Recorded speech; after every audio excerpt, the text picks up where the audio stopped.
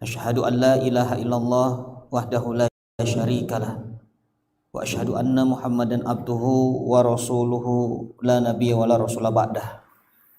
Allahumma salli wa sallim wa barik ala sayyidina Muhammadin ibni Abdillah wa ala alihi wa ashabihi wa man tabi'ahum bi ihsanin ila yaumi sa'ah, amma ba'du.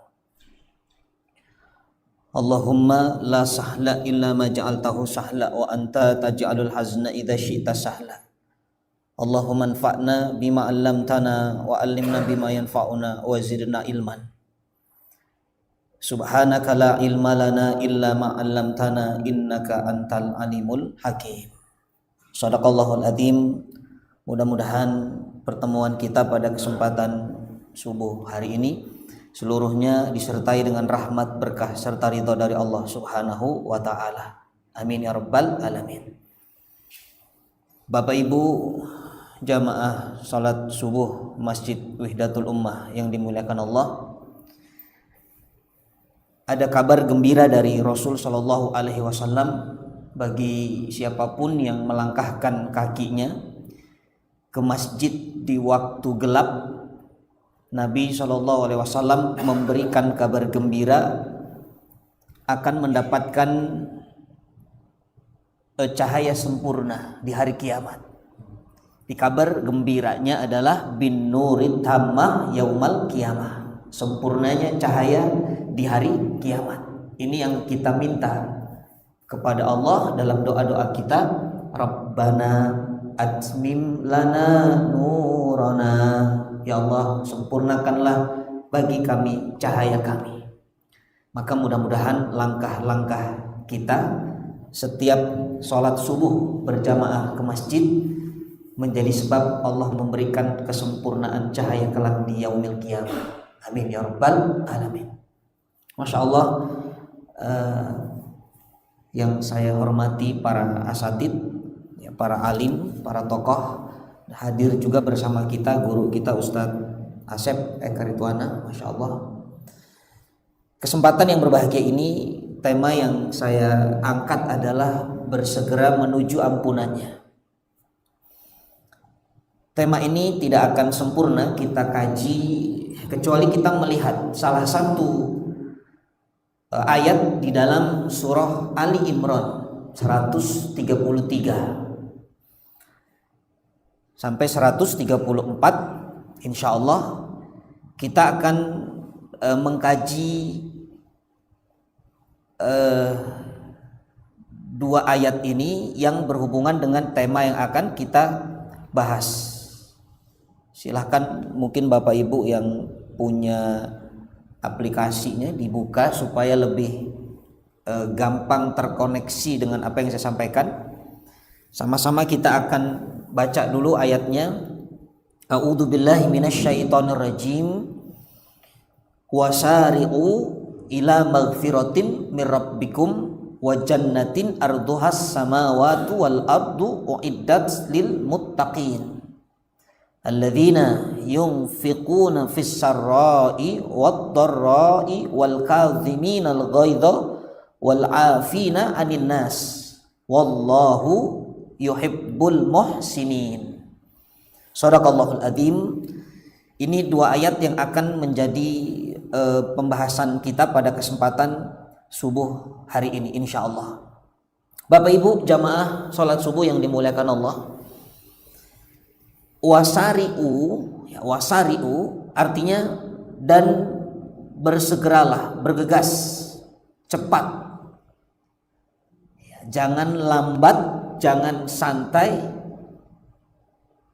Dan ayat ini tujuannya adalah Allah memberikan atau Allah perintahkan kepada orang-orang yang beriman pastinya.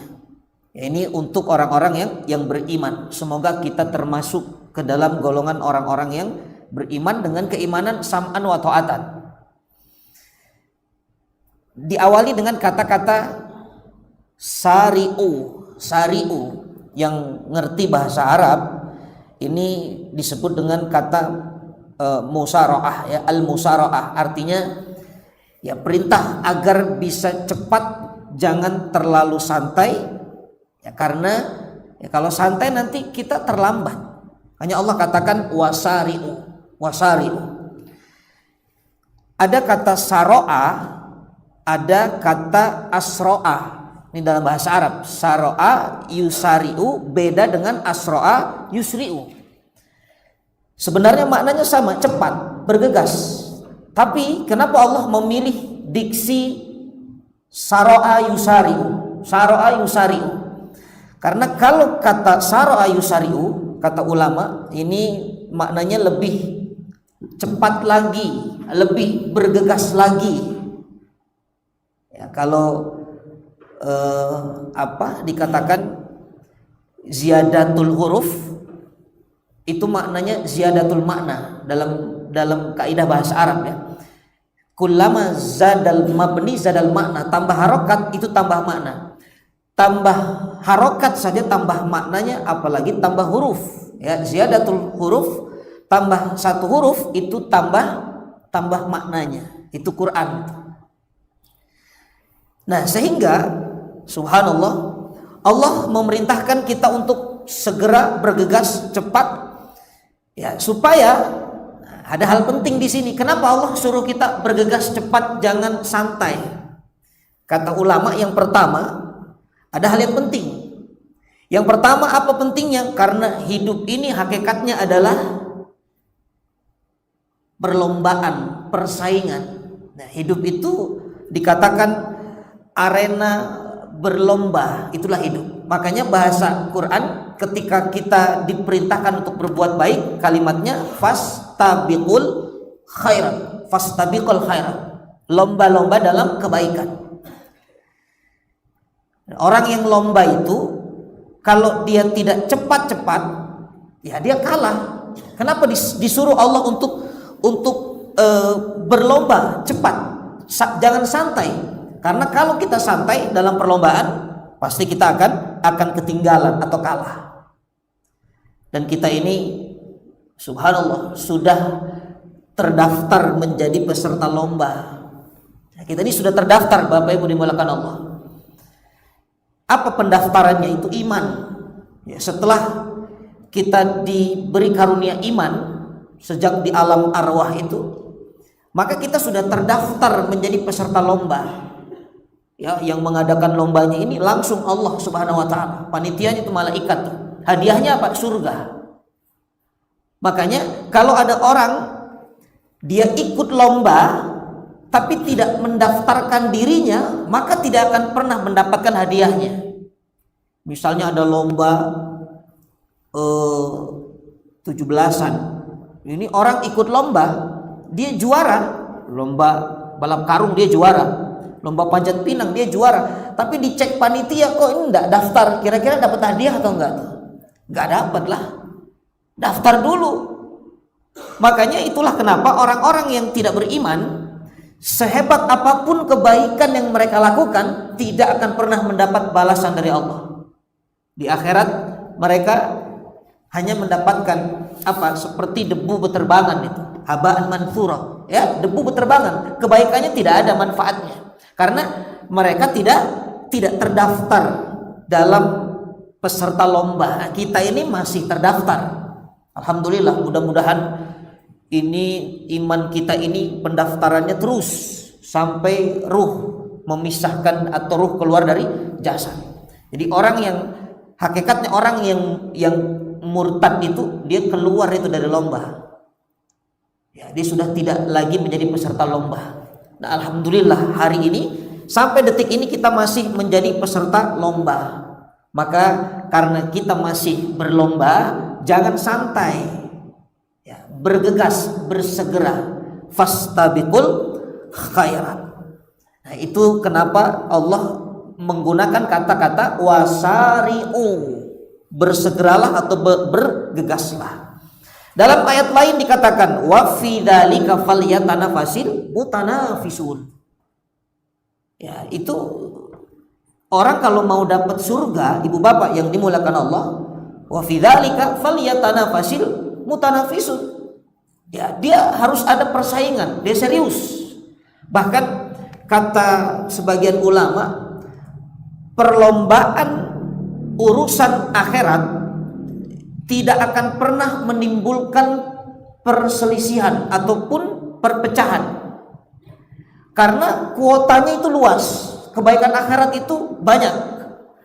Coba bandingkan dengan perlombaan urusan dunia, itu bisa berpotensi perpecahan. Untuk bisa menjadi rektor di salah satu universitas misalnya, itu saingannya kan berat, saingannya ketat.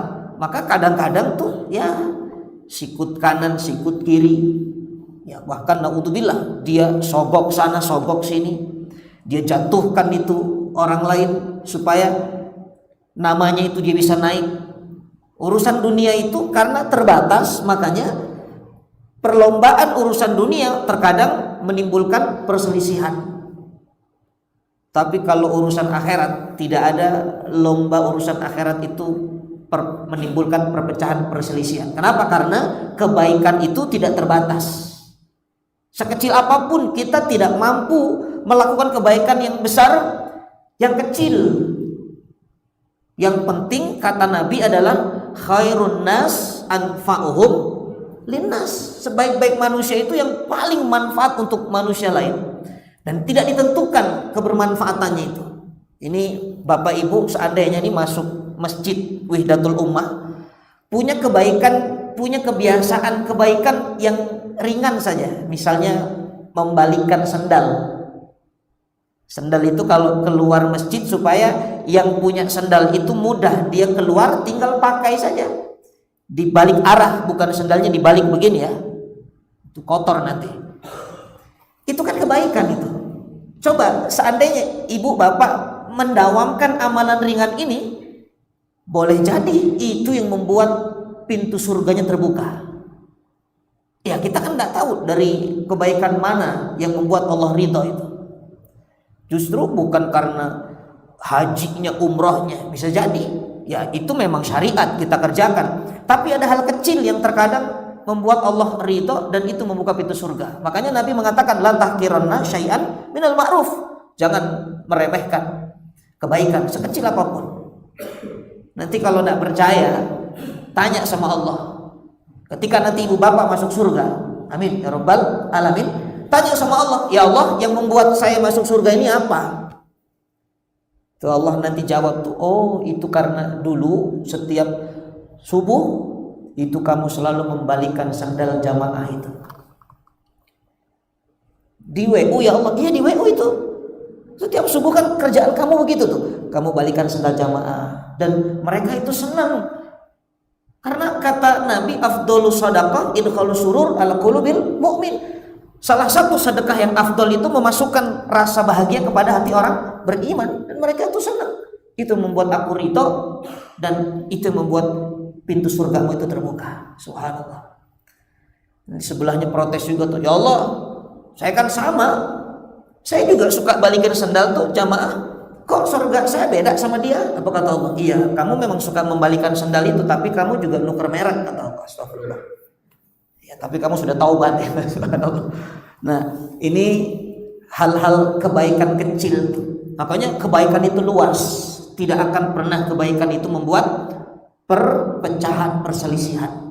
Subhanallah. Kalaupun ada perselisihan, perpecahan itu karena dia salah memprioritaskan itu. Kan kata Quran itu yang didahulukan persatuan. Ya, tapi kita ini lebih mengedepankan perbedaan pendapat, sehingga ya timbullah perpecahan. Kalau ikut kaidah Quran, saya kira tidak ada orang kehabisan kuota kebaikan, tidak ada. Luas itu kebaikan. Wa fi dzalika falyatanafasil mutanafisun. Dan semua perintah Allah di dalam Al-Qur'anul Karim yang berhubungan dengan akhirat, semuanya bersegeralah, cepat.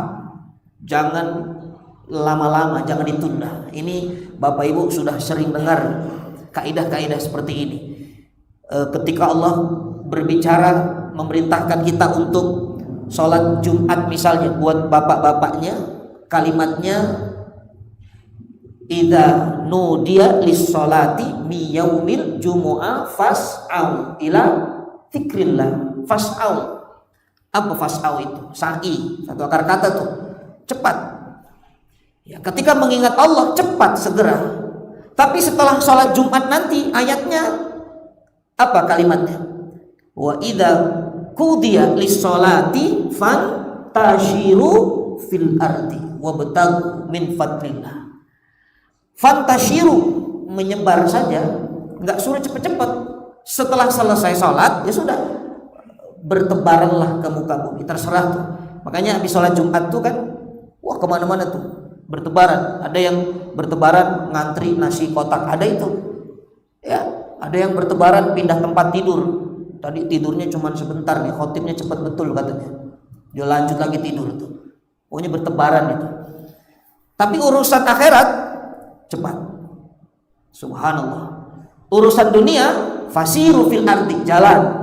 Bahkan di surah Al-Mulk itu jelas Allah katakan, a'udzubillahi minasyaitonir rajim, walladzi ja'ala lakumul arda dalulan famshu fi manakibiha. Jalan, rezeki itu jalan. Karena rezeki itu sudah ditakar dan tidak tertukar, sudah diatur.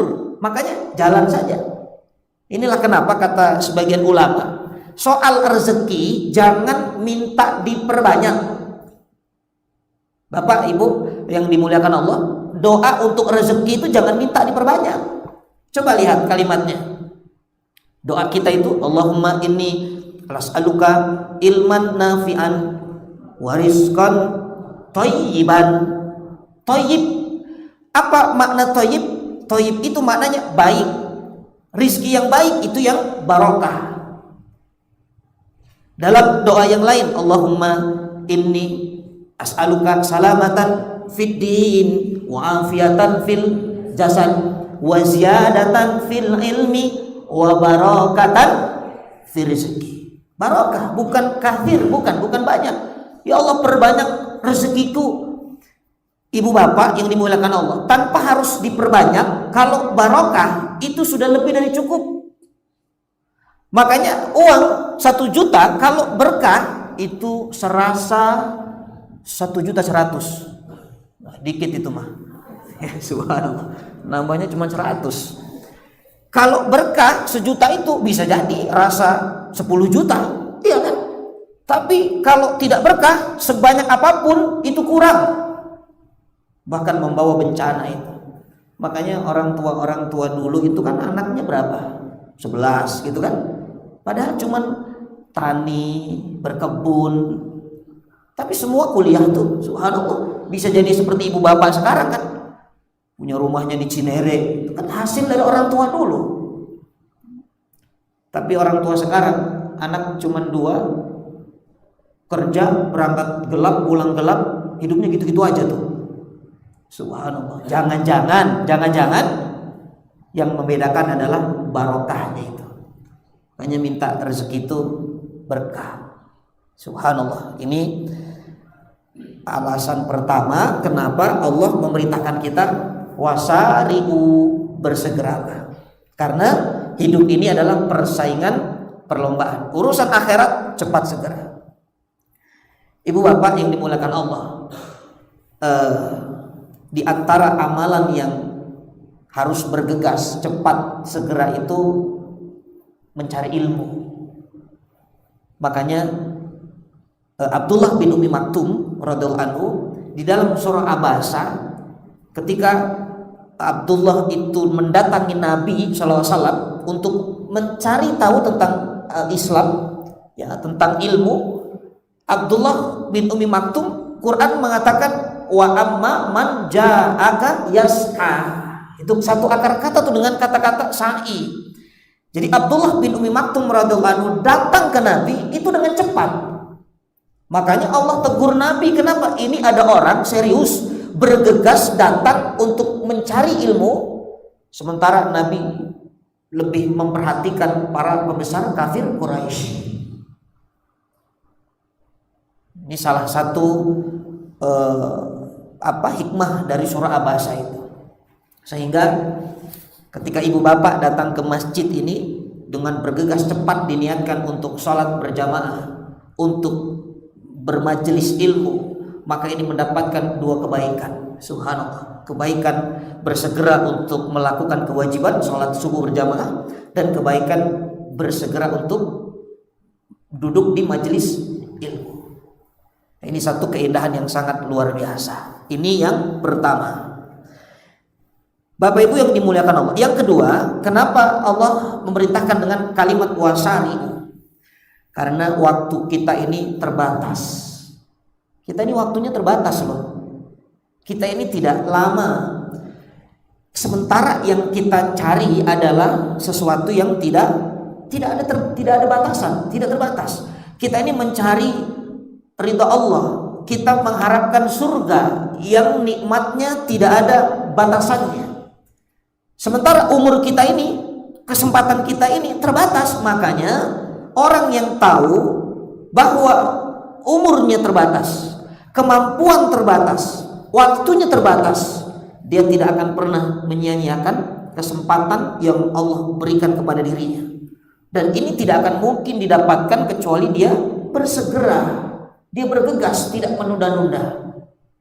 Makanya Rasulullah SAW mengatakan dalam satu hadis yang sangat masyhur, kata Nabi, igtanim khamsan qabla khamsin.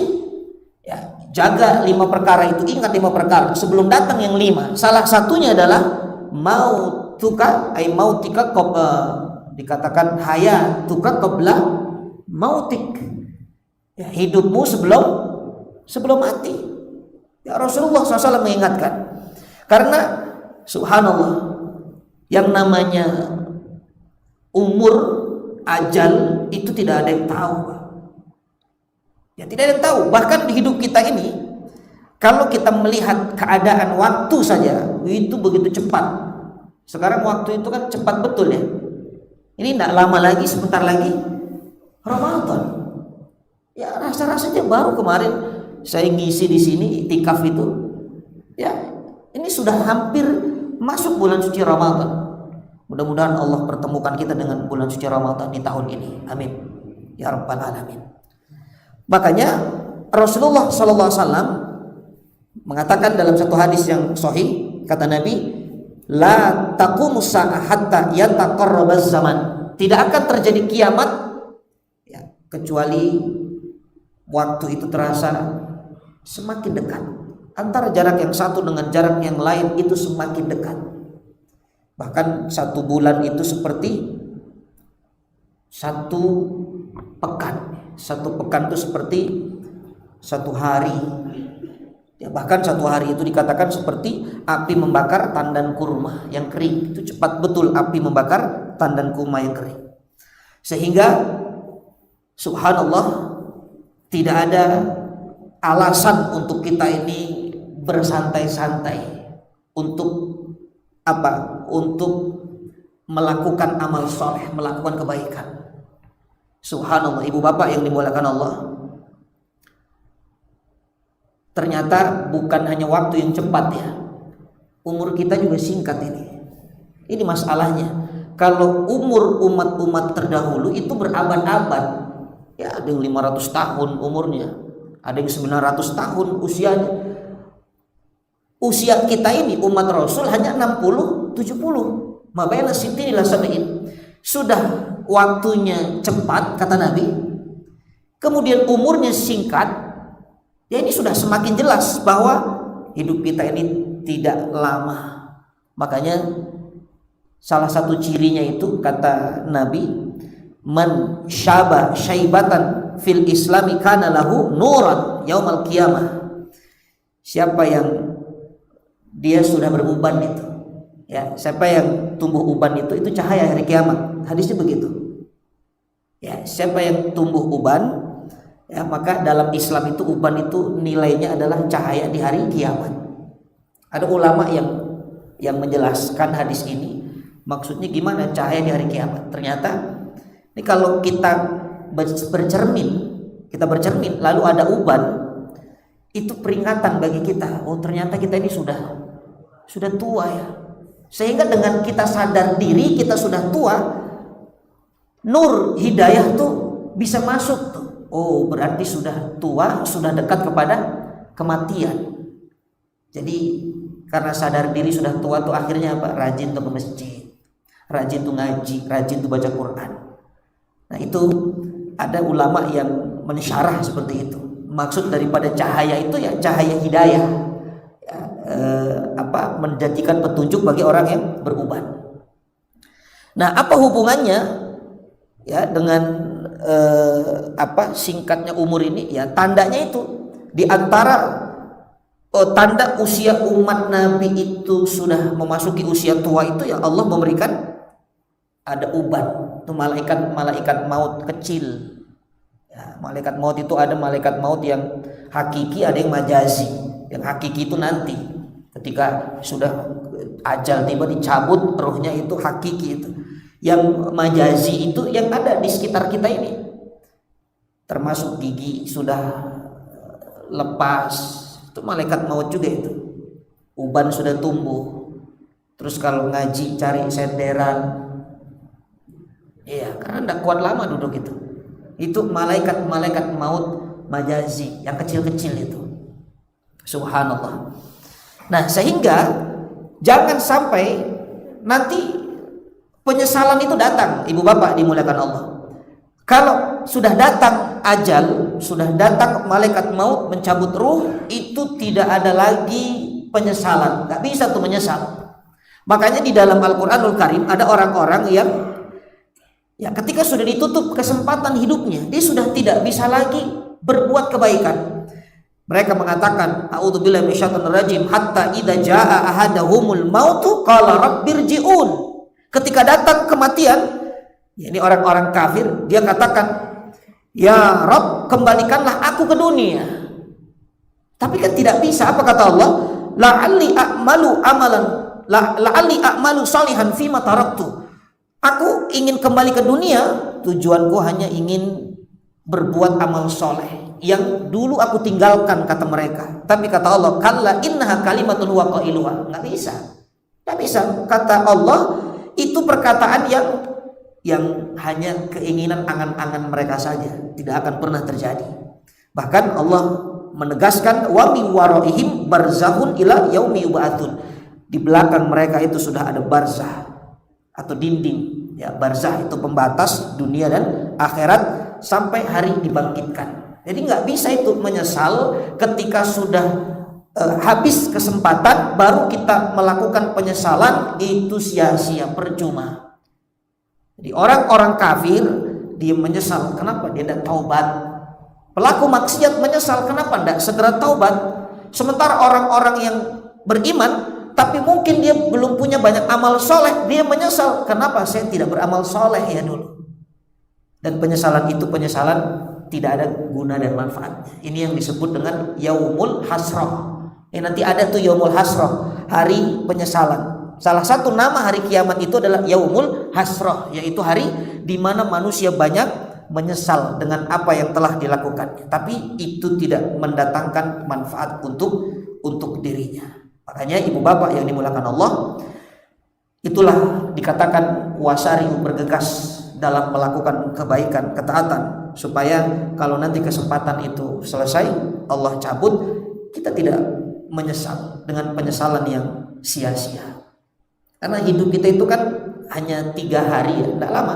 Waktu, maksud saya waktu kita itu hanya 3. Waktu yang kemarin itu milik sejarah, sudah tinggal cerita itu. Kemudian ada waktu yang akan datang, itu milik Allah, kita nggak tahu. Ketemu nggak sama waktu yang akan datang? Kata ulama, ketika kita ruku saja dalam sholat, jangan GR kalau kita ketemu sujud, kita tidak tahu itu. Ya, padahal antara ruku dan sujud itu jaraknya sangat dekat. Tapi jangan terlalu percaya diri. Ya, berapa banyak manusia dia pagi masih bersama kita, ternyata waktu duha sudah bersama amalnya di alam kubur. Subhanallah. Dan kita hanya punya waktu yang sekarang, saat ini saja, zamanul hadir, kata ulama. Sekarang ini waktu kita. Yang kemarin milik sejarah, yang akan datang milik Allah. Milik kita yang mana? Yang sekarang ini. Dan ini nggak lama. Kenapa? Karena berada di antara waktu yang telah lalu dan yang akan datang. Makanya cepat sekali waktu itu berlalu. 5 menit sebelum ini tadi, 5 menit ke belakang itu sudah berubah milik sejarah itu kan. Ya, kita hanya sekarang ini. Makanya jangan pernah disia-siakan. Ya, subhanallah. Ini adalah yang kedua ya. Yang ketiga, kenapa Allah katakan wasari'u? Kenapa disegerakan? Kata ulama karena ahlul batil atau orang-orang yang berbuat kebatilan, keburukan, mereka juga berlomba-lomba.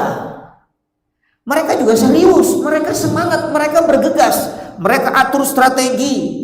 Ya, mereka punya rencana, mereka itu tidak santai. Bahkan Al-Quran mengatakan yunfikuna amwalahum liyasuddu an sabilillah. Mereka juga keluarkan harta mereka untuk menghalangi orang-orang dari jalan Allah. Na'udzubillah. Makanya jangan kalah sama orang-orang pelaku batil, ya, kelompok pengikut setan. Mereka juga serius punya strategi, sehingga kita tidak boleh santai. Ya, subhanallah, ini adalah wasari'u. Ibu bapak dimuliakan Allah. Pertanyaannya, bergegasnya menuju apa? Bergegasnya ini dalam urusan apa? Untuk apa kita bergegas? Kata Allah, ila maghfiratim mir rabbikum wa jannah. Maghfirah. Jadi urusannya ini bukan urusan yang remeh ya. Allah suruh kita bergegas. Ini urusannya serius. Ini dua hal yang sangat-sangat penting. Bahkan ini menentukan bahagia atau tidaknya kita. Apa yang menjadi urusan penting yang harus kita kejar? Kata Allah, maghfirah. Ini yang pertama, maghfirah. Ila maghfirah. Jadi bersegera menuju maghfirahnya Allah. Maghfirah itu ampunan. Kalau mau diperluas, maghfirah itu adalah makna daripada istighfar. Istighfar itu artinya thalabul maghfirah, meminta ampunan. Jadi kalau dibedah maghfirah itu maknanya luas, makanya ini hal yang penting. Kalau kita tidak mendapatkan ini, celaka kita, sengsara kita. Apa itu maghfirah? Satu, maghfirah itu maknanya adalah ampunan dari Allah. Yang kedua, maghfirah itu adalah ditutup aib oleh Allah, ditutup keburukan-keburukan kita oleh Allah, baik dunia ataupun akhiratnya. Yang ketiga, maghfirah itu maknanya dijauhkan kita dari siksanya.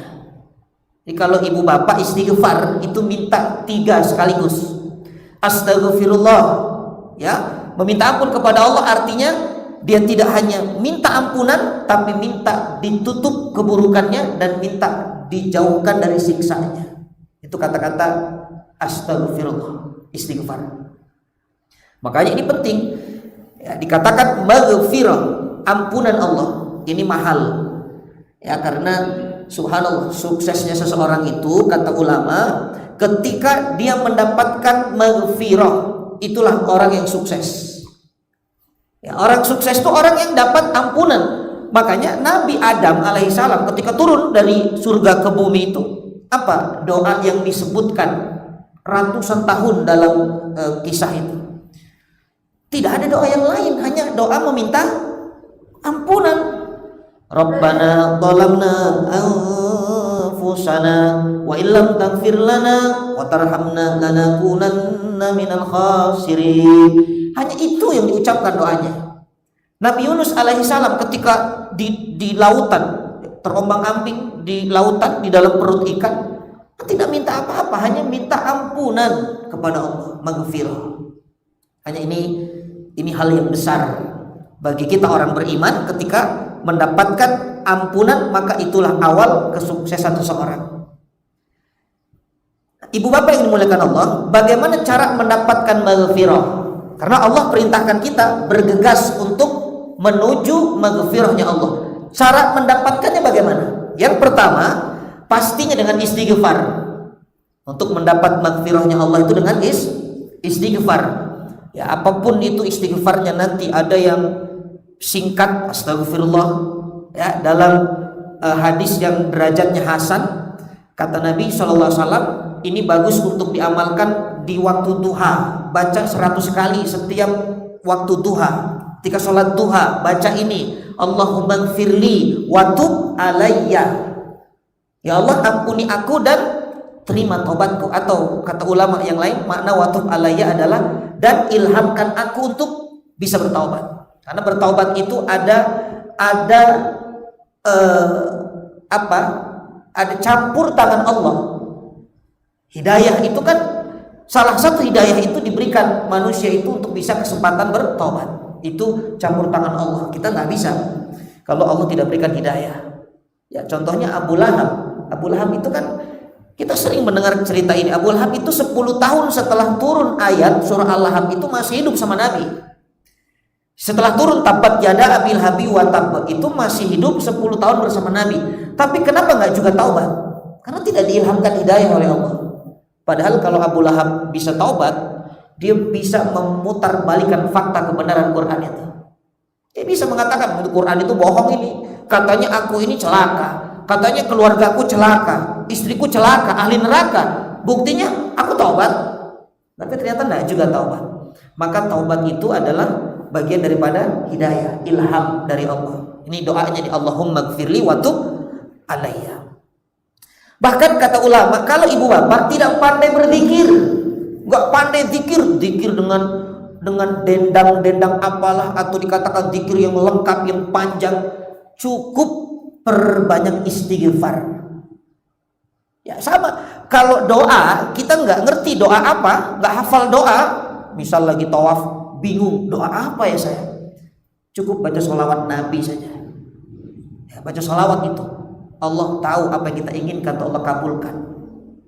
Tapi kalau nggak ngerti zikir-zikir yang lengkap, yang panjang, yang dicontohkan mungkin para habaib, ya, para masyayikh, cukup istighfar. Istighfar saja, astagfirullah. Maka ini menjadi satu kebaikan. Ya, kenapa? Karena orang-orang yang kedudukannya tinggi di sisi Allah. Coba orang-orang yang makomnya tinggi di sisi Allah, mereka itu adalah orang-orang yang ahli istighfar. Al-Quran yang mengatakan orang-orang yang kedudukannya tinggi, mereka di waktu saharnya mereka istighfar. Wabil asharihum yastaghfirun. Bahkan tidurnya tuh tidak banyak. Ya, dikatakan qalilan minal laili ma yahjaun. Sedikit tidurnya. Kenapa? Karena dia bangun untuk istighfar di waktu sahar. Amalan paling utama di waktu sahar itu istighfar. Itu paling utama itu. Jadi kalau ibu bapak sudah mendekati waktu subuh, kira-kira waktu sahar itu khamsuna ayah qiraatil Quran, 50 ayat baca Quran dengan tartil, itulah waktu yang terbaik untuk istighfar. Istighfarnya bagaimana? Istighfarnya kata ulama, kalau istighfar kita cari kesalahan kita dulu, mundur tuh ke belakang tuh, dievaluasi, direfleksi kesalahan kita apa. Ya Allah, mata saya ini lebih sering melihat sosial media daripada melihat ayat-ayat suci Al-Quran. Astagfirullah. Ya, supaya tahu kesalahannya baru istighfar. Ya Allah, telinga saya ini lebih sering mendengar yang buruk-buruk ya Allah daripada mendengar nasihat, mendengar kebaikan. Kalau dengar gosip cepet, jarak radius berapa tuh dengar. Tapi kalau dengar nasihat dekat tuh nggak kedengeran. Istighfar itu, astagfirullah. Ya Allah, ini kaki saya kalau diajak ke tempat-tempat maksiat kok ringan betul langkahnya ya Rabb. Tapi kalau mau ngaji kok berat betul langkahnya. Istighfar itu. Ya, para ibu juga sama. Ya Allah, ini tangan saya ini sering mindahin uang suami ke dompet saya ya Allah. Kalau lagi cuci celana suami menemukan uang di saku kiri 100.000, di saku kanan 2.000, yang saya ceritakan yang 2.000 ya Allah. Astagfirullah. Itu tuh ibu ya. Itu istighfar tuh begitu sampai nangis kata ulama. Karena kalau istighfar kita bisa menghasilkan air mata, itu air mata surga itu. 7 golongan yang Allah berikan naungan itu salah satunya yang menangis mengakui kesalahannya itu. Subhanallah. Ini adalah cara mendapatkan maghfirah, istighfar. Bahkan Rasulullah SAW langsung mencontohkan, ya, Nabi itu kalau berbicara, Nabi itu melakukannya. Nabi itu menjadi contoh dan memberi contoh dan menjadi contoh, itu Nabi SAW. Dalam beberapa riwayat kita tahu Nabi itu tidak kurang dari 100 istighfar itu. Aktsaru min sab'ina marrat, ya, lebih banyak dari 70 kali. Di riwayat lain mengatakan mi'atan marrat, 100 kali. Bahkan Umar bin Khattab radhiyallahu anhu ketika sedang berbicara sama Nabi, itu beberapa sahabat menyaksikan Nabi itu juga sambil istighfar, tidak lepas lisannya itu istighfar. Artinya lebih dari 100 itu. Nah, pertanyaannya, Nabi istighfar itu apakah Nabi punya salah, punya dosa? Ya, kata ulama, Nabi itu istighfarnya, kenapa Nabi istighfar? Karena Nabi terkadang merasa kurang sempurna zikirnya kepada Allah. Subhanallah. Jadi Nabi itu istighfarnya bukan karena salah dan dosanya, tapi karena merasa kurang sempurna, merasa kurang sempurna ibadahnya dan zikirnya kepada Allah. Padahal sholatnya saja sudah luar biasa Nabi, sampai bengkak kakinya, itu kan. Kalau model kita gini kan belum pada sholat udah bengkak. Emang umat Nabi itu kan asam urat. Nabi itu kalau dengar Quran tentang ayat-ayat kiamat itu beruban. Subhanallah. Surah Al-Waqi'ah, ya, surah Az-Zalzalah, surah An-Naba, itu Nabi beruban, itu At-Takwir. Bapak Ibu kan belum sempat baca Quran udah ubanan. Itu mendahului Nabi itu, subhanallah. Maka ini dikatakan cara untuk mendapatkan maghfirahnya Allah dengan cara istighfar. Dalam satu hadis Rasul sallallahu alaihi wasallam, man aktsara istighfar ja'alallahu lahu min kulli hammin faraja wa min kulli dzikin makhraja wa yarzuquhu min haitsu la yahtasib. Ya, siapa yang memperbanyak istighfar, yang memperbanyak, ini kata kuncinya, memperbanyak. Jadi banyak, ya, kalau banyak tuh nggak dihitung-hitung. Siapa yang banyak istighfarnya, Allah jadikan, ya, setiap kesulitannya Allah jadikan kemudahan. Ya, kesulitan Allah berikan jalan keluar, solusi. Setiap kesempitan ada jalan keluarnya, dan diberikan rezeki dari yang tidak disangka-sangka. Ini yang disampaikan oleh Nabi Shallallahu Alaihi Wasallam. Maka memang segala urusan permasalahan itu kuncinya istighfar saja sudah. Istighfar itu dalam Al-Quran, istaghfiru rabbakum, apa tuh ayatnya, innahu kana ghaffar yursilis samaa alaikum midrar. Ya, jadi istighfar itu bisa menurunkan hujan. Makanya sholat istisqa itu apa sunnahnya, apa sholat istisqa itu suruh perbanyak apa? Istighfar kan. Istighfar itu bisa mendatangkan rahmat Allah, hujan itu rahmat Allah. Bahkan bisa dikatakan memperbanyak harta. Ya, wa yumdid lakum bi amwali wa banin, harta dan keturunan, dan menjadikan sungai-sungai itu mengalir. Itulah dahsyatnya istighfar. Nah, kemudian yang kedua, bagaimana cara untuk mendapat ampunan Allah? Yang kedua, caranya dengan amal soleh. Nah, sehingga sebagian ulama tafsir mengartikan wasari'u ila maghfiratin, maknanya adalah bergegaslah untuk beramal soleh.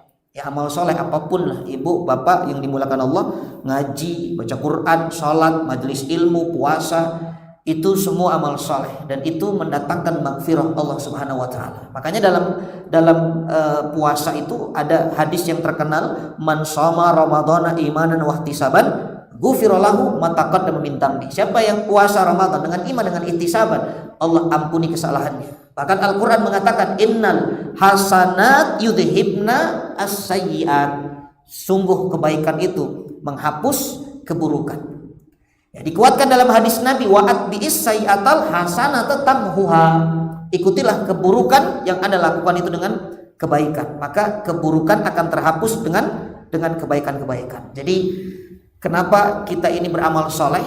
ingin mendapatkan maghfirah dari Allah Subhanahu wa taala. Bayangkan kalau ibu beramal soleh juga, bapak beramal soleh, lalu bapak istighfar juga, ibu istighfar juga, itu sudah pasti Allah berikan apa? Maghfirah. Ini yang pertama. Yang kita minta, yang kita bergegas untuk meraihnya adalah maghfirahnya Allah. Yang kedua, apa yang kita minta, yang kita cepat untuk ingin mendapatkannya, wa jannah, surga. Jadi obsesinya itu kalau ingin cepat-cepat melakukan amal soleh, ya obsesinya surga, nggak apa-apa. Karena Allah yang menjanjikan ini, Allah yang suruh bergegaslah, bersegeralah untuk beramal soleh, ya, dan apa? Dan untuk menuju surga. Ya, karena syarat untuk masuk surga itu adalah mendapatkan ampunan dari Allah. Makanya maghfirah dulu, baru Allah akan berikan surga. Dan syarat masuk surga juga dikatakan amal soleh, tapi amal soleh yang diawali dengan iman. Ya, iman, kuncinya iman tuh. Amal soleh itu derajatnya, kata guru-guru kita begitu kan. Amal soleh itu derajat surganya nanti. Tapi kuncinya itu adalah iman. Ya, kalau sudah punya iman, tidak punya amal soleh, masih tidak masuk surga, masih masuk surga walaupun nanti di ujung surganya. Tapi nggak punya amal soleh, banyak maksiatnya, dia punya iman, masuk surga nggak? Masuk surga. Langsung bisa, langsung kalau diampuni Allah kesalahannya. Makanya ampunan itu kesuksesan. Karena orang sukses ukurannya surga. Kata Quran, "Faman zuhziha 'anil nar wa udkhilal jannata faqad faz." Siapa yang bebas dari neraka, masuk ke dalam surga, itulah orang sukses. Jadi orang sukses itu bukan yang rumahnya banyak, bukan yang kendaraannya mewah, bukan. Kita ini kadang sukses ukurannya dunia. Ya, padahal sukses sebenarnya itu adalah surga. Kalau sudah dapat jaminan surga, itulah orang sukses. Makanya kita nggak bisa mengatakan kita sudah sukses karena kita nggak tahu ujungnya di mana. Ya, orang-orang sukses itu orang yang sudah wafat husnul khatimah. Para sahabat Nabi sudah mendapat gelar radhiyallahu anhu, itu orang sukses. Jadi ukuran sukses kita ini adalah surganya Allah Subhanahu wa taala. Mudah-mudahan kita ini jadi orang sukses. Amin ya rabbal alamin. Ya, wa jannatin arduhas samawati wal ardu iddat lil muttaqin. Dan ternyata surganya itu, ibu bapak yang dimuliakan Allah, luasnya jangan ditanya luasnya surga itu. Ini kata ulama, kalau samawat itu bukan satu, tapi 7 lapis. Samawat 7 lapis. 7 lapis langit disambung, bukan ditumpuk, disambung. Bayangkan itu berapa luas itu. 7 lapis bumi disambung. Itu luasnya kira-kira bisa dibayangkan. Makanya jangan takut kehabisan kafling di surga. Nggak ada itu. Makanya melihat Allah di surga itu seperti melihat bulan purnama itu kan. Kenapa? Ya karena saking luasnya itu surga. Kita nggak kebayang bagaimana Allah memberikan balasan dari amal soleh yang tidak lama kita lakukan. Nggak lama kita beramal soleh itu, tapi hadiahnya dari Allah itu lama, abadan, bahkan itu luasnya, dahsyatnya luar biasa. Coba, kenapa masuk surga itu selama-lamanya? Masuk neraka juga orang kafir selama-lamanya.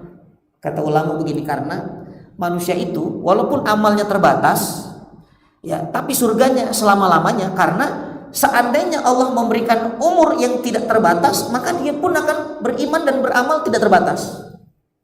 Orang kafir pun sama. Kenapa? Nerakanya itu tidak ada batasan, kekal. Karena kalau dia hidup, dia pun akan kafir selamanya. Orang beriman, kalau dia hidup, dia akan beriman dan beramal selamanya. Makanya balasannya abadan.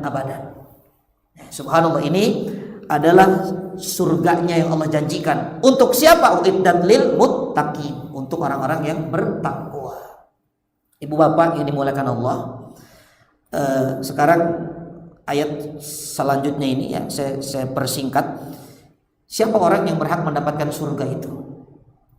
Maka dikatakan yang pertama, alladzina yunfikuna fis sarra'i wat dharra. Yang pertama, orang yang dia berinfak di waktu lapang ataupun di waktu yang sempit. Yang menariknya ayat ini, Allah letakkan bersamaan dengan ayat riba. Surah Ali Imran ini di atas itu, ya, di atas itu ayat tentang riba. Ya ayyuhalladzina amanu la ta'kulur riba. 130 itu ayat tentang riba. Kata Syekh Mustafa Al-Maraghi, ya, beliau mengkomentari, ya, kenapa Allah hubungkan ini dengan riba lalu infak. Karena riba dan infak ternyata itu memiliki kesamaan, siapapun yang menerima itu mendapat manfaat. Ya, orang kalau pinjam uang walaupun riba itu dia punya manfaat, itu akan bermanfaat. Tapi yang membedakan adalah setelah itu, kalau dari riba itu tidak akan memberikan ketenangan, itu akan bahkan merusak dan menghancurkan. Sementara dari infak atau sedekah itu memberikan ketenangan, tidak ada madaratnya, itu yang membedakan. Tapi kesamaannya sama-sama bisa memberikan manfaat untuk penerimanya itu. Nah, sehingga ini ayat kenapa ada riba lalu ada infak. Nah, dikatakan waladina atau alladzina yunfikuna fis sarra wad dharra. Ibu bapak, saya tanya ini sekarang, kira-kira infak itu paling gampang bagi kita waktu luang atau waktu sempit? Waktu lapang atau waktu sempit? Benar. Kata ulama, infak itu mau lapang mau sempit itu susah. Betul ini, sulit itu. Mohon maaf, saya punya sahabat, ada pengusaha juga, sahabat kami. Dia berazam ketika dia mulai usaha 10% itu akan diinfakkan hasil dari usahanya. Nah, ketika mendapatkan marginnya kecil, 10%-nya pun kecil. Coba 10% dari 1 juta berapa? 100.000 kan? Itu mah enteng.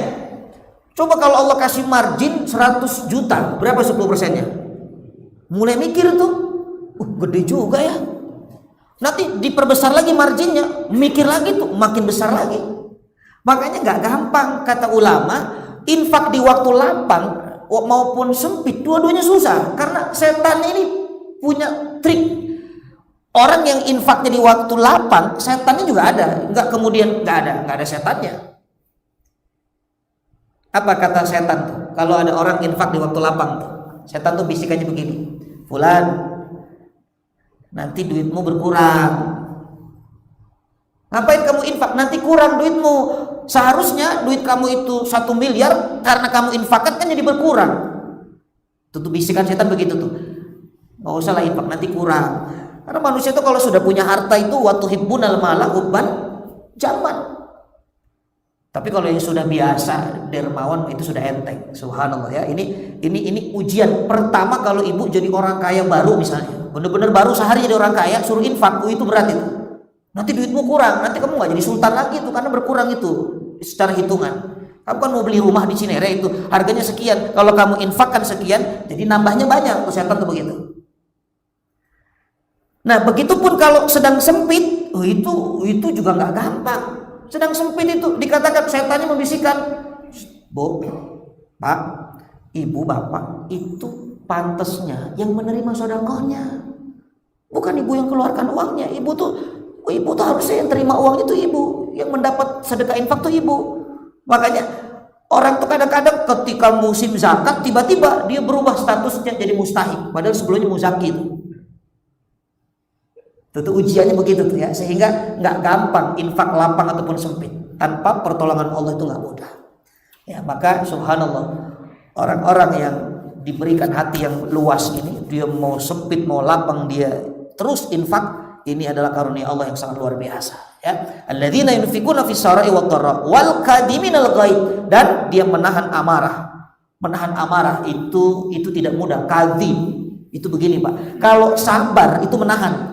Sabar itu cuma nahan, karena nggak bisa lagi berbuat apa-apa. Makanya biasanya sabar yang paling gampang itu ketika ada musibah. Betul nggak?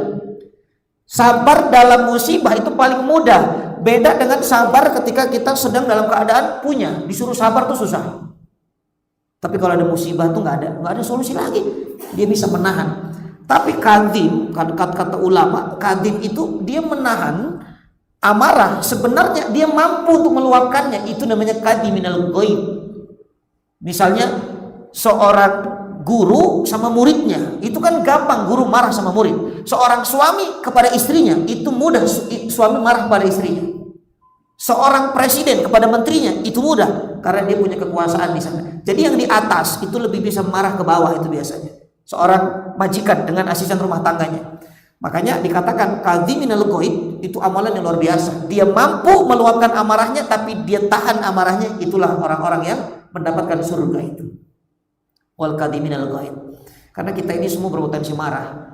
Ya, tapi tolong kalau marah niatkan karena Allah. Marah karena Allah itu adalah marah yang bukan karena hawa nafsu. Contohnya marahnya malaikat. Malaikat pernah marah itu Pak, Ibu, ketika Nabi dihina di Taif, dilempar batu kan, malaikat marah itu, mau ambil 2 bukit ditimpakan ke orang Taif. Pertanyaannya, loh malaikat memang punya nafsu kok bisa marah? Maka dikatakan marahnya malaikat bukan karena hawa nafsunya, tapi marahnya malaikat karena Allah. Jadi ibu bapak gampang kalau marah karena Allah dan marah karena hawa nafsu itu cirinya ya, cirinya ketika dia marah yang dibela adalah syariat. Ya, bukan yang dibela bukan kepentingan dirinya, tapi syariat agama. Itu marah karena Allah. Ada orang menghina Allah, menghina Nabi, menghina agama, dia marah. Tapi kalau menghina dirinya dia marah, berarti itu masih karena hawa nafsunya itu. Ukurannya begitu. Makanya Rasulullah nggak pernah marah itu ya. Nabi tidak pernah marah itu kepada siapapun walaupun ada orang yang menyakitinya. Yang ketiga, wal afina ninas. Nah, ini penyempurnaan. Kalau ingin dapat surga, tidak cuma tahan amarah tapi maafkan. Ini levelnya lebih tinggi. Tidak hanya menahan amarah. Karena orang kalau nahan amarah mungkin dia bisa tapi belum tentu memaafkan. Makanya disempurnakan nih. Kalau ibu bapak sudah mampu menahan amarah, sempurnakan dengan memberikan maaf kepada orang. Rasulullah SAW itu punya musuh orang munafik namanya Abdullah bin Ubay bin Salul. Seluruh energinya, seluruh pikirannya, seluruh hidupnya itu untuk menyakiti Nabi. Itu Abdullah bin Ubay bin Salul itu. Kalau kita kan energi apa untuk ibadah, itu tidak ada satupun untuk kebaikan, untuk menyakiti Rasulullah SAW. Tapi ketika dia wafat, anaknya datang itu kepada Rasulullah SAW. Apa kata anaknya Abdullah bin Ubay bin Salul? Ya Rasul, bapakku ini meninggal dunia. Apakah engkau memaafkan kesalahannya? Sementara sudah berbagai macam keburukan yang dilakukan terhadapmu ya Rasulullah, kepadamu ya Rasulullah. Apa kata Rasul? Aku sudah memaafkannya sebelum dia minta maaf. Rasulullah SAW. Wal afina ninas. Kata putranya lagi yang kedua, ya Rasulullah, boleh enggak jubahmu ini aku minta untuk bisa dipakai untuk bapakku ini Abdullah bin Ubay bin Salul. Barangkali nanti kalau pakai jubahmu itu malaikat sungkan mau mengadab. Kata anaknya begitu tuh, subhanallah. Lalu Nabi memberikan jubah itu Pak. Kemudian yang ketiga, ya Rasulullah, maukah kau mendoakan ayahku? Subhanallah. Barulah kejadian ini Allah tegur Nabi kan, ya, jangan mensolatkan orang-orang munafik dan jangan berdoa di kuburnya. Nah artinya Pak, Nabi itu saking Nabi itu punya sifat walafin anin nas, Nabi tidak peduli itu orang menyakiti perasaannya, orang menghinanya, Nabi memaafkan. Nabi menahan amarahnya, Nabi memaafkannya. Maka ini adalah akhlak yang sangat-sangat luar biasa, ya. Dan ditutup dengan kalimat wallahu yuhibbul muhsinin, dan Allah mencintai orang-orang yang berbuat kebaikan. Artinya semua amalan tadi tidak mungkin bisa dilakukan kecuali pelakunya ini memang pecinta kebaikan. Jadi kalau Bapak Ibu pecinta kebaikan pasti bisa melakukan amalan ini. Infak di waktu lapang maupun sempit, menahan amarahnya, karena dikatakan laisa syadidu bisur'ah, bukan orang yang kuat itu orang yang bisa melampiaskan amarahnya, tapi orang yang kuat itu adalah alladzi yamliku nafsahu indal ghadab, yang bisa mengendalikan dirinya ketika dia sedang marah. Itulah orang yang kuat. Yang ketiga, dia memaafkan orang. Jadi karena Allah mencintai orang-orang yang muhsinin, berbuat baik, maka pelaku ini disebut ahlul khair. Ini kalau ingin nanti kalau meninggal dunia kan orang yang hidup tuh apa? Apakah kalian bersaksi dia ini ahlul khair gitu kan? Nah, maka lihat nih amalannya nih, orang ini infak nggak ini? Ya, pelit atau enggak tuh? Kemudian suka marah nggak itu? Kemudian dia itu memaafkan atau enggak? Maka yang pantas disebut ahlul khair diantaranya adalah dia punya sifat ini. Ini langsung dari Allah.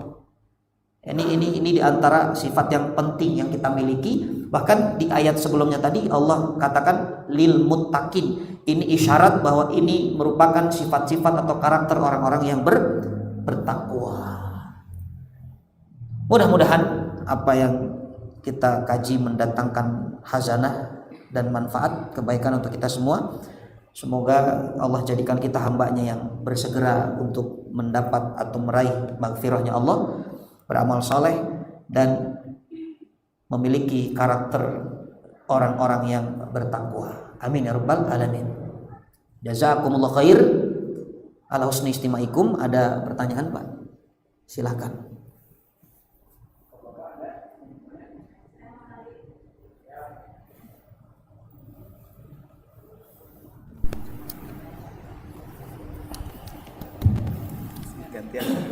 Ya.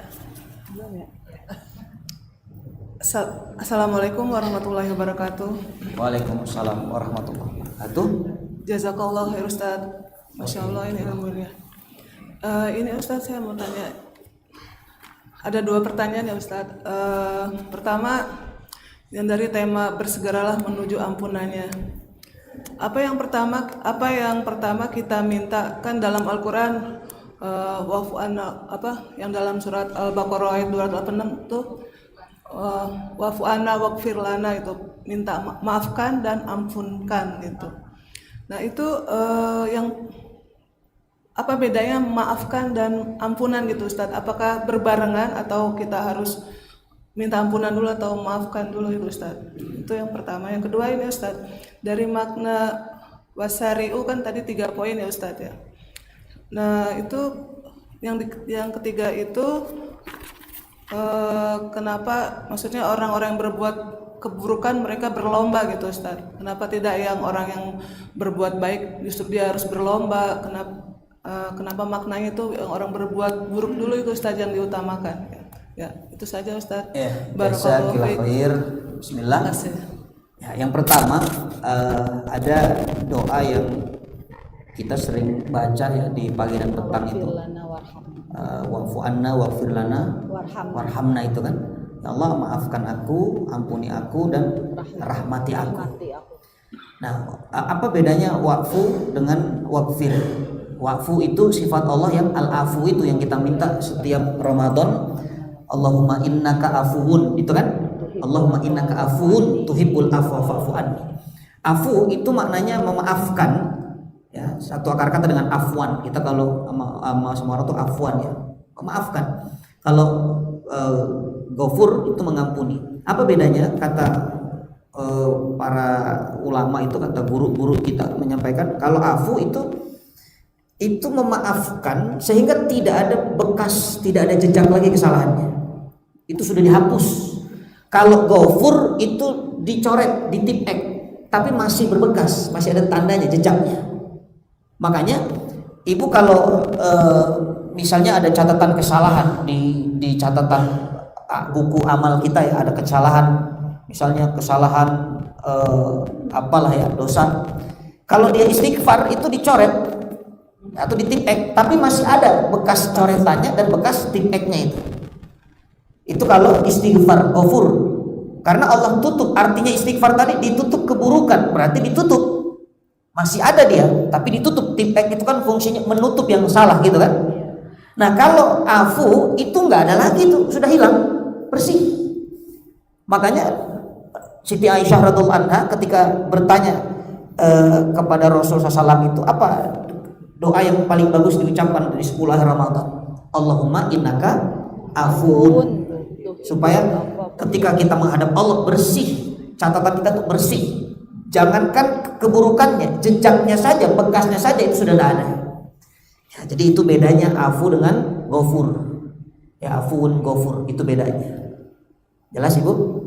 Ya, itu yang pertama. Yang kedua, maksud penjelasan dari wasari'u yang ketiga itu bukan berarti mendahulukan orang batil, bukan. Artinya begini. Kalau orang-orang yang berbuat kebatilan saja mereka itu punya strategi, punya rencana, nggak main-main, mereka juga serius, mereka bergegas. Kenapa kita kebaikan kok tidak mau bergegas? Itu maksudnya begitu. Karena kalau kita nggak bergegas untuk melakukan kebaikan, kita akan kalah. Itulah kenapa di sosial media yang paling cepat, yang paling viral itu yang buruk-buruk tuh, cepet tuh viralnya tuh kan. Coba tausiah para guru itu nggak cepet viral, berapa paling viewernya itu. Tapi kalau yang kontennya yang aneh-aneh, nggak ada manfaatnya itu cepet. Kenapa? Karena mereka juga untuk mengupload kebatilan, mereka itu bergegas, punya sistem. Ya bagus.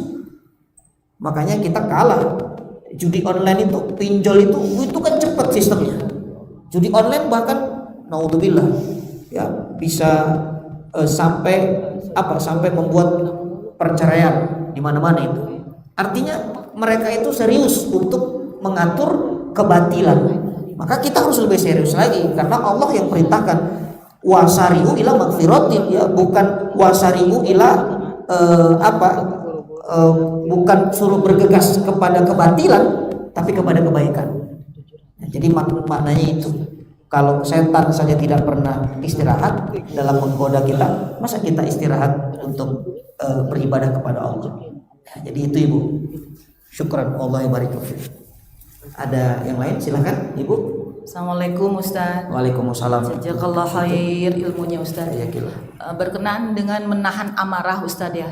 Insya Allah kita bisa menahan amarah dalam hal apapun insya Allah Ustaz gitu. Tapi melihat ketika anak lalai dalam sholat Ustaz, megang HP gitu, terus saya kadang amarah saya memuncak gitu Ustaz, bahwa sapu lidi itu bagaimana Ustaz? Marah karena Allah apa bagaimana ya Ustaz?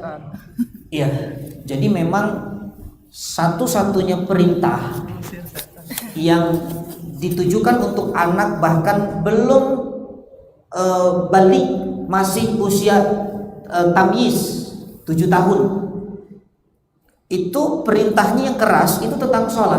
Kata Nabi, kalau 7 tahun anakmu itu 7 tahun ajari anakmu sholat, itu kan disuruh ngajarin itu. Maka orang tua yang punya anak 7 tahun belum mengajari sholat, hukumnya dosa. Itu perintahnya begitu. Bahkan boleh kata Nabi pukul, sampai kalau cara mendidiknya itu kalau sampai nanti sudah susah itu dipukul. Tapi memang pukulannya tidak pukulan yang menyakiti, bukan pukulan diskriminatif, tapi pukulan edukatif. Maksudnya apa? Nakut-nakutin lah, ya. Nggak apa-apa Ibu bawa sapu, nggak apa-apa. Nakut-nakutin itu boleh, ya. Yang penting jangan dipukul, apalagi bagian wajah, apalagi anaknya disiksa, ya. Jadi nggak apa-apa, itu bagian dari cara.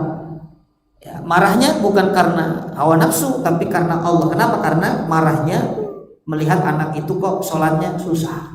Ya, memang harus capek nyuruh anak sholat itu. Bahkan Quran yang mengatakan wa'mur ahlaka bis-sholah wastabir 'alaiha. Suruh sabar. Artinya kalau ada perintah sabar, berarti di situ pasti ada kesulitannya, akan ada sesuatu yang menimbulkan amarah. Karena sabar itu lawannya marah. Nah, makanya tadi kalau Ibu dengan sapu ya enggak apa-apa. Yang penting bukan memukul untuk menyakitinya, tapi memberi rasa takut baginya. Nah, atau pukulan edukatif itu kata ulama sentuh hatinya, kasih hadiah. Mungkin anak itu lebih suka dengan reward. Ya nak, sholat ya nak. Kalau kamu sholat nanti mama kasih iPhone 18. Ya, jadi itu akan lebih cepat itu, subhanallah. Jadi begitu Ibu. Ya, syukran Allah barik fiik. Ada yang lain? Cukup?